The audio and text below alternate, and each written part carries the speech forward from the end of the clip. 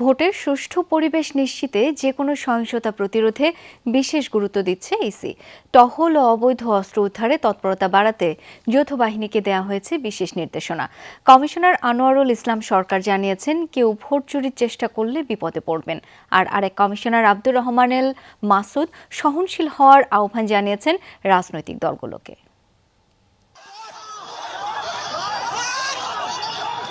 তফসিল ঘোষণার পর থেকে এ পর্যন্ত প্রায় ২৫০ সহিংসতা ঘটেছে। এতে প্রাণহানির পাশাপাশি আহত হয়েছেন কয়েকশো মানুষ।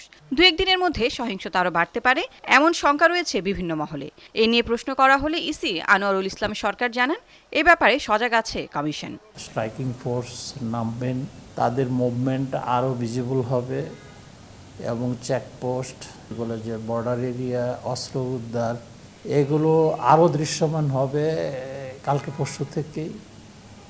সুতরাং আপনারা যেরকম আশঙ্কা করতেছেন যে নির্বাচন এগোচ্ছে, সহিংসতা বাড়বে, প্রিভেন্টিভ মেজার হিসেবেও আমরা আমাদের প্রস্তুতি আরও বহুগুণে বেড়ে যাবে এই কয়েকদিনে।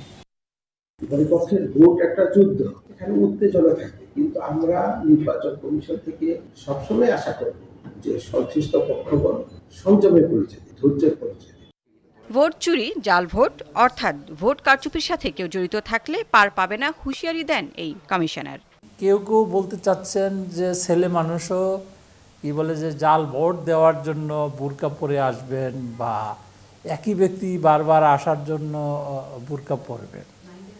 এইটা এইবার কোনোভাবে এটা সুযোগ পাবে না, এবং এটি যারা করার প্ল্যান প্রোগ্রাম করছেন আপনাদের মিডিয়ার মাধ্যমে জানাতে চাই, এ ধরনের অ্যাটেম্প নিলে তারা নিশ্চিত বিপদে পড়বেন এবং সর্বোচ্চ শাস্তির সম্মুখীন হবেন। জানান, সরকারি কর্মকর্তারা ও বিভিন্ন মন্ত্রণালয় এখনও গণভোটের হেনার পক্ষে প্রচারণা চালাচ্ছে এমন অভিযোগ পেয়েছে ইসি। আমাদের কাছে কেউ কেউ জানিয়েছেন, লিখিতভাবেও দিয়েছেন, আমরা আইনগত ব্যবস্থা নেব। সহিংসতা রোধে রাজনৈতিক দলগুলোকে সহনশীল হওয়ার আহ্বান জানিয়েছে ইসি। লাভলি বিথি, যমুনা নিউজ, ঢাকা।